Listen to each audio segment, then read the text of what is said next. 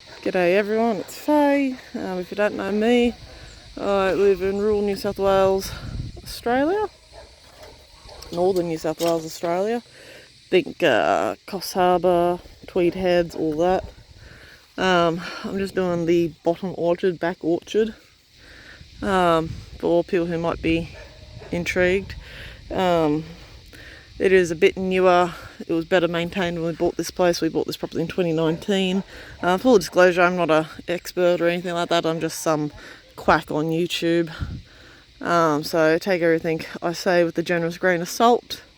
I do a lot of stuff wrong. I wing a lot of things, and some things I probably do right, but that's fine. If you don't like it, don't watch. If you do like it, feel free to share it. Not the point. So this orchard was much better maintained when we bought the place. This place was in a drought when we bought it. The trees weren't maintained, but the orchard itself was. We've been able to repair and patch down here much easier because it was in better nick. There's still bits we need to work on, but it is a big job, and a lot of us don't do very well with heights. So I've still got to work on fixing like some of these holes, putting the wires back across. That one needs to be straightened entirely because apparently it's on a lean now I'm looking at it. But it's all a work in progress. It will get there. It will get there. One day it might actually be aesthetically pleasing. Most of the trees down here have died or been cut down because they've been diseased. I have an orange tree here who is still thriving. I just crop out any damaged bits as they develop. I need to actually cut the top out of it because it's getting way too tall for me.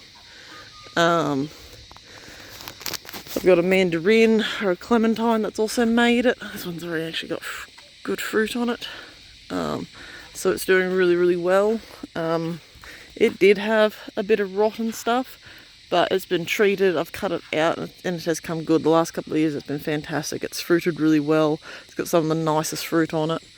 I'm not really a big mandarin clementine eater, but they are really nice. So that's come up well. This is one of the peach trees that we have left. There's 3. They're not a good eating variety. They're a stewing variety.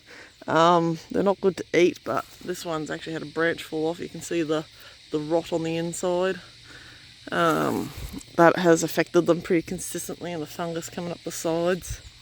Because the issue with these was they were in a drought, and then we have had the last 4 or 5 terrible years of just intense flooding rain. Basically they've gone from being in a drought state to a flooded state, and they have just consistently suffered with rot. As they've died or degraded, we've cut them down and just gotten rid of them. That one's probably the strongest one here now. It's actually got a little bit of fruit and stuff on it. It's actually done rather well this year, but it'll still eventually go.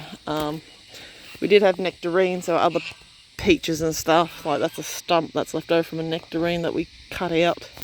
Some of the trees have held on pretty well, like this plum tree has done fantastically. This one's a fruiting variety. The last 2 years it's produced a fantastic fruit. So I am very keen for this year's crop, because it just gets better each year. I will be cutting it down, not down, but cutting it back a bit, just to keep it a bit more contained, because it is starting to reach up through the canopy there. It is meant to be a dwarfing variety, but it has really nice fruit on it. It does get some damaged branches here and there that have to be addressed.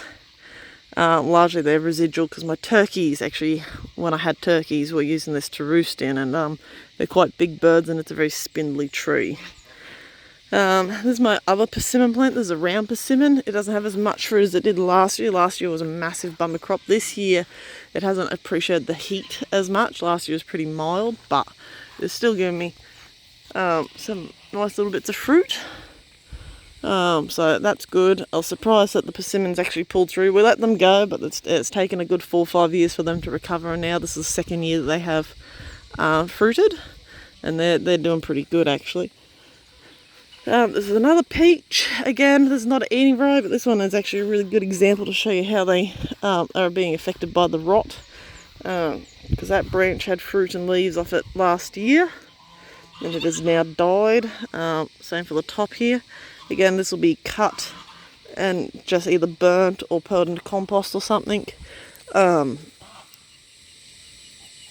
sure I'm spreading rot through my garden and stuff by composting them, but it just depends if I remember to burn them or not. So you can see how pretty rough it is. These apparently were all market trees. The guy made a living off of growing and selling them, and when he died his family couldn't maintain it all, and the trees suffered terribly through the drought. And then the last couple of years, as I said, they've gone through drought period, lack of care, to intense flooding rain, and they've just basically can't go from one extreme to another, and they've slowly died. All these tyres on the mounds, on the rows where they were originally had trees. Some have got little saplings that we planted that haven't thrived. So I'm not doing a very good job of videoing this. The geese nest in them each year, and that fills them up with organic matter. Once they're completely filled, I will actually top dress them up with some good soil and some sheep and goat manure, and that will be then used to plant the next set of trees.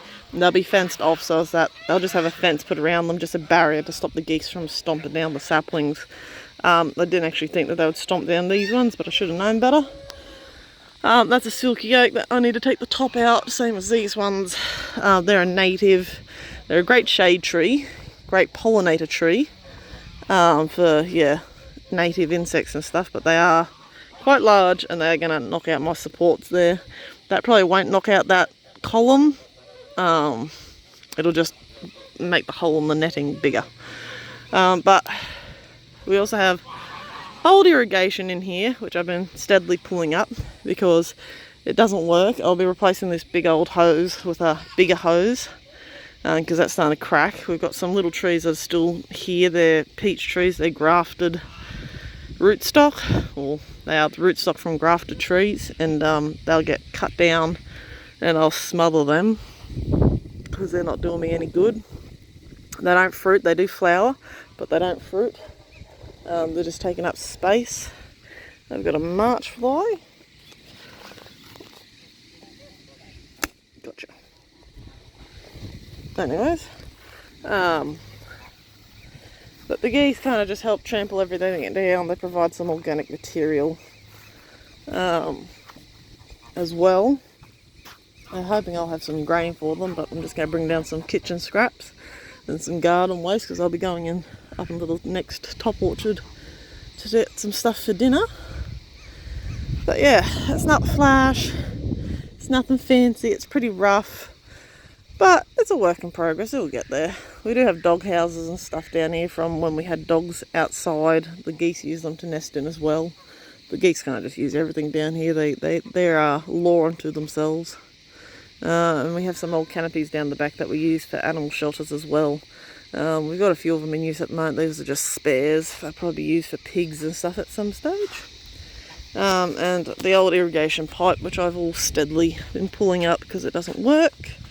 It causes me all kinds of headaches. So it's all going to... I did offer for people to recycle it, but it will all probably end up in landfill or recycling. I've got to check what it can go as. But yeah, any questions, comments, nasty or nice, don't really care, but I'll catch you guys next time. Have a good one.